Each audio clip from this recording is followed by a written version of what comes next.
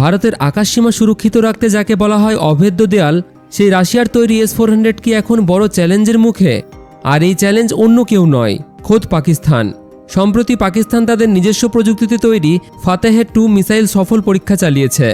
দাবি করা হচ্ছে 400 কিলোমিটার রেঞ্জের এই মিসাইল এমন এক টেকনোলজিতে চলে যা রাডারকে কার্যত অন্ধ করে দিতে পারে।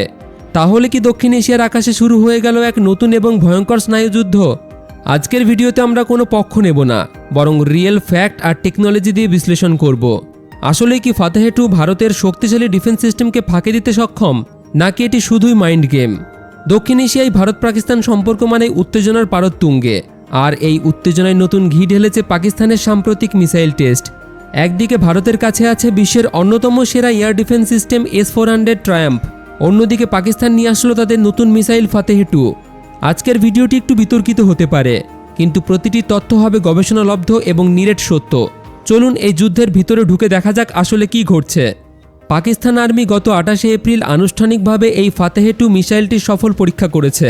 খবরটি আসার পর থেকেই সামরিক মহলে চলছে চুলচেরা বিশ্লেষণ। এটি কোনো সাধারণ রকেট নয়, এটি একটি hypersonic guided multi launch rocket system.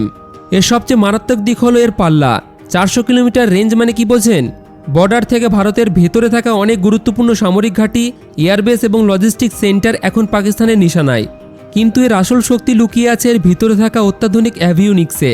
এতে ব্যবহার করা হয়েছে উন্নত মানের স্যাটেলাইট এবং ইনিশিয়াল নেভিগেশন সিস্টেম। অর্থাৎ এটি যখন টার্গেটের দিকে ছোটে তখন এটি নিজের অবস্থান বারবার আপডেট করতে পারে। পাকিস্তান দাবি করেছে তাদের এই ইন্ডিজেনাস বা দেশীয় প্রযুক্তি এখন যে কোনো হাইটেক যুদ্ধের মোড় ঘুরিয়ে দিতে পারে। ফলে এখন শুধু অস্ত্র সংখ্যায় নয়, প্রযুক্তির লড়াইয়েও পাকিস্তান নিজের অবস্থান জানান দিচ্ছে। এবার আসে আসল বিতর্কে। ভারত যখন বিলিয়ন বিলিয়ন ডলার খরচ করে রাশিয়ার কাছ থেকে S-400 মোতায়েন করল, তখন মনে করা হয়েছিল পাকিস্তানের কোনো মিসাইল ভারতের আকাশে ঢুকতে পারবে না, কারণ S-400 একসাথে 36টি লক্ষ্যবস্তুকে ধ্বংস করতে পারে। কিন্তু ফাতেহ-2 এর টেকনোলজি একটু আলাদা চাল চেলেছে। একে বলা হচ্ছে ফ্ল্যাট ট্র্যাজেক্টরি মিসাইল। সাধারণ ব্যালিস্টিক মিসাইল আকাশের অনেক উপর দিয়ে ওড়ে, যা রাডারে সহজে ধরা পড়ে, কিন্তু ফাতেহ-2 ওড়ে মাটির খুব কাছাকাছি দিয়ে। রাডার সাধারণত উঁচুতে থাকা বস্তুকে দ্রুত ধরে ফেলে, কিন্তু নিচ দিয়ে আসা দ্রুতগামী মিসাইল শনাক্ত করা যে কোনো ডিফেন্স সিস্টেমের জন্য এক বিশাল মাথা ব্যথা।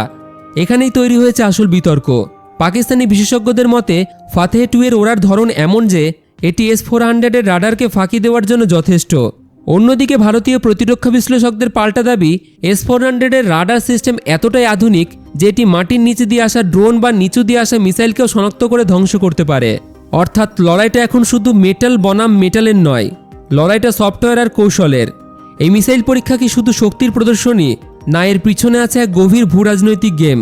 পাকিস্তান তাদের কোল্ড স্টার ডক্ট্রিন এবং ভারতের ক্রমবর্ধমান সামরিক শক্তির পাল্টা জবাব হিসেবে এই নিজস্ব প্রযুক্তির উপর জোর দিচ্ছে। একদিকে ভারত যখন তাদের অগ্নি-5 বা প্রলয় মিসাইল নিয়ে কাজ করছে, পাকিস্তান তখন ফাতেহ সিরিজ দিয়ে নিজেদের ফ্রন্টলাইন শক্তিশালী করছে।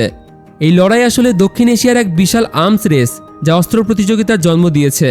পাকিস্তান চায় না ভারত সামরিকভাবে একক আধিপত্য বজায় রাখুক, তাই তারা সস্তায় অথচ কার্যকরী মিসাইল সিস্টেম ডেভেলপ করছে। এই প্রতিযোগিতার ফলে দক্ষিণ এশিয়ার আকাশে শান্তির মেঘ ঘনীভূত হবে নাকি যুদ্ধের বাজনা বাজবে, সেটাই এখন বড় প্রশ্ন। সবশেষে এটাই বলবো, যুদ্ধ বা রক্তপাত করা কারোর জন্যই কাম্য নয়। ইতিহাস সাক্ষী আছে যুদ্ধের দিন শেষে সাধারণ মানুষেরই ক্ষতি হয়, কিন্তু নিজেদের সীমানা রক্ষায় এবং ঈগল লড়াইয়ে দুই দেশই এখন আধুনিক প্রযুক্তির চূড়ান্ত শিখরে পৌঁছাতে চায়। পাকিস্তানের এই ফাতেহ-2 পরীক্ষা ভারতের জন্য কতটা বড় চ্যালেঞ্জ হবে, নাকি ভারত ইতিমধ্যেই এর কাউন্টার মেজার তৈরি করে রেখেছে, তা ভবিষ্যতই বলে দেবে। আপনার কি মনে হয় প্রযুক্তির লড়াইয়ে কে এগিয়ে থাকবে? S-400 কি পারবে ফাতেহ-2 এর সেই নিচু দিয়ে গতি আক্রমণ রুখে দিতে? আপনার মূল্যবান এবং যুক্তিযুক্ত মতামত অবশ্যই কমেন্টে জানাবেন। ভিডিওটি ভালো লাগলে একটি লাইক করে বন্ধুদের সাথে শেয়ার করে দেবেন। আর এই রকম জিওপলিটিক্স নিউজ দেখার জন্য আমাদের চ্যানেলটিকে ফলো এবং সাবস্ক্রাইব করে রাখুন।